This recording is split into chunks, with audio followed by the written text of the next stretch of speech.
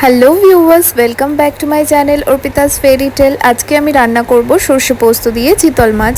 তার জন্য চিতল মাছটা ভালো করে ধুয়ে নুন হলুদ মাখিয়ে নিয়েছি আর সর্ষে পোস্ত বেটে নিয়েছি। এবার কড়াইয়ে তেল গরম হলে মাছগুলো ভালো করে লাল লাল করে ভেজে নিলাম। এবার ওই তেলেই সামান্য 5 ফোড়ন দিয়ে তার মধ্যে দিয়ে দিচ্ছি পেঁয়াজ বাটা।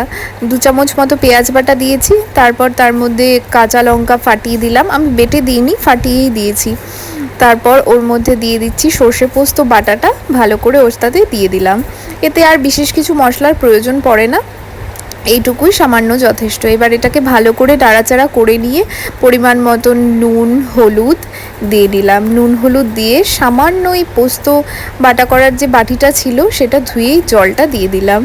এবার এটাকে ভালো করে কিছুক্ষণ কষিয়ে নিয়ে তারপর মাছগুলো দিয়ে দেব। যেহেতু এটা সর্ষে পোস্ত দিয়ে করা হচ্ছে আর সর্ষে থাকলে বেশিক্ষণ কষাতে নেই, তাহলে তেতো তেতো লাগবে।